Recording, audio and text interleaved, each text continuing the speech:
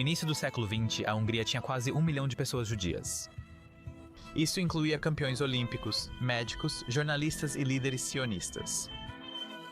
Mas após pogroms, uma ocupação nazista e uma revolução comunista, esse número hoje é de cerca de 100 mil. Mas apesar dos traumas, a comunidade judaica húngara na Hungria moderna é vibrante e próspera. Mas como você pode reconstruir uma comunidade que enfrentou as piores atrocidades conhecidas pelo homem?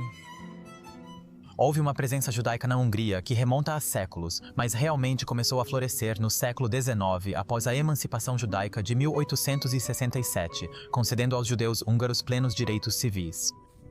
A comunidade formou a espinha dorsal de sua capital, Budapeste. Talvez seu membro mais conhecido seja Theodor Herzl, o pai fundador do sionismo moderno.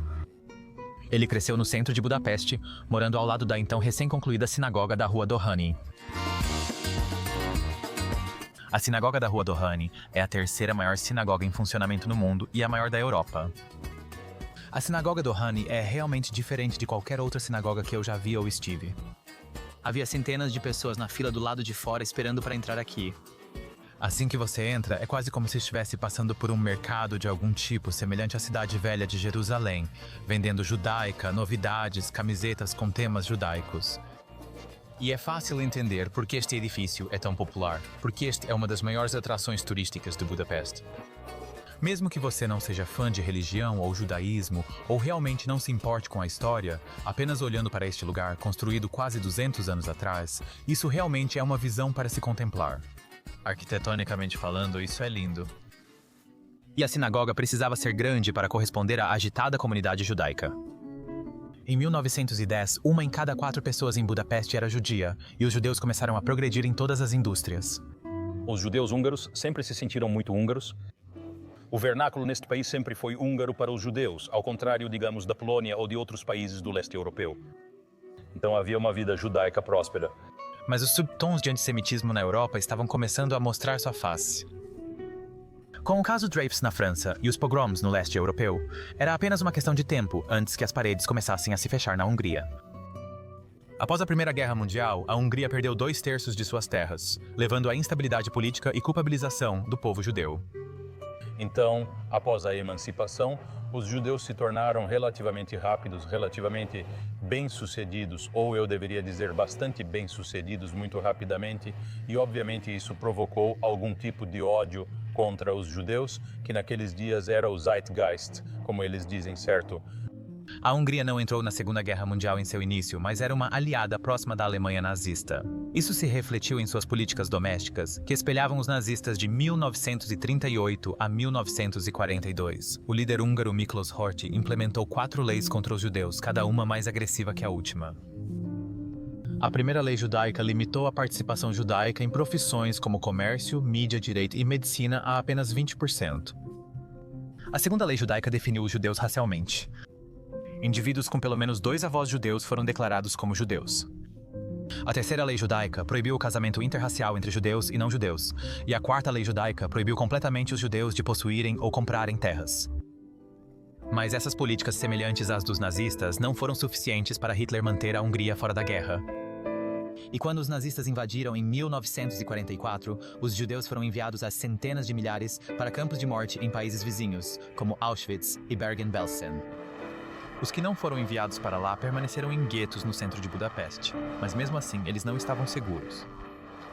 Enquanto milhares de turistas e locais atravessam o rio Danúbio todos os dias, eles são lembrados do destino angustiante que muitos judeus húngaros que viviam na região naquela época enfrentaram.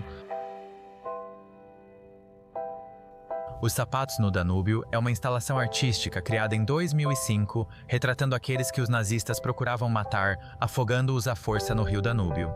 Eles foram forçados a remover seus sapatos para que pudessem ser revendidos. Mesmo estando envolvidos na guerra por apenas 1 ano, cerca de 500 mil judeus húngaros foram mortos no Holocausto, uma população de quase 1 milhão antes da guerra, reduzida a 140 mil. E aqueles que voltaram para casa mal podiam reconhecê-la.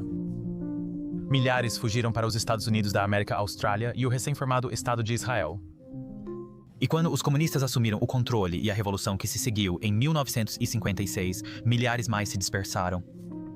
aqueles judeus que restaram eram religiosos, observantes, aqueles que tinham uma forte identidade judaica, aqueles que eram sionistas ou simplesmente não tinham realmente vontade de permanecer na Hungria, em um país socialista comunista que ficou. Aqueles judeus que não podiam sair por um motivo ou outro, eles tinham um pai doente, eles simplesmente não tinham muita propriedade para deixar para trás, ou aqueles que eram comunistas devotos, socialistas devotos, que acreditavam neste novo sistema, ou aqueles que não eram judeus o suficiente para sair. Em outras palavras, sua identidade judaica não era forte o suficiente para sair, e eles estavam dispostos a sacrificar suas identidades judaicas em prol de viver em paz em sua pátria. Neste ponto, a comunidade judaica estava dividida, e o regime comunista aproveitou a situação e o vácuo de poder. Então, os líderes da comunidade judaica, em muitos casos, tiveram que ser aprovados pelo governo socialista. E aqueles que se mostraram pró-Israel sionistas, que era quase uma palavra maldita ou qualquer coisa do tipo, foram removidos de qualquer posição ou poder, e o governo socialista garante que os líderes judeus estão cooperando com a AACOM e seguindo as ideologias socialistas e cooperando com o dogma social que estavam seguindo. E isso, obviamente, teve um efeito. Muitos rabinos, neólogos, na verdade, eram colaboradores. E essa não foi a única oportunidade que o regime aproveitou.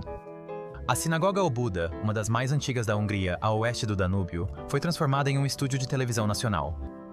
E só foi em 2010 que a Congregação Judaica Unida da Hungria, a Congregação Judaica Unida da Hungria, a comprou de volta e a restaurou para sua antiga glória. Nós a transformamos do jeito que era, a partir de fotos, fotos que encontramos, fotos de arquivo, como as pinturas e o Aron Kodesh, a Arca Sagrada e toda a sinagoga, todo o cenário. Mas como uma comunidade que perdeu 90% de sua população em menos de um século consegue se manter ativa e evoluir com o tempo?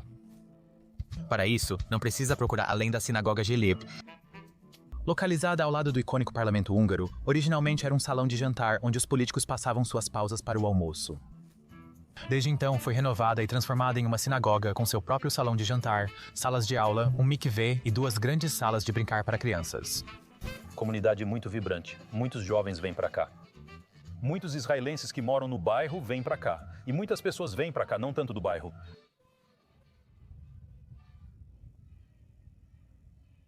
Mas a Europa está enfrentando uma crise de antissemitismo. Ataques em todo o continente levaram muitas pessoas a se sentirem inseguras.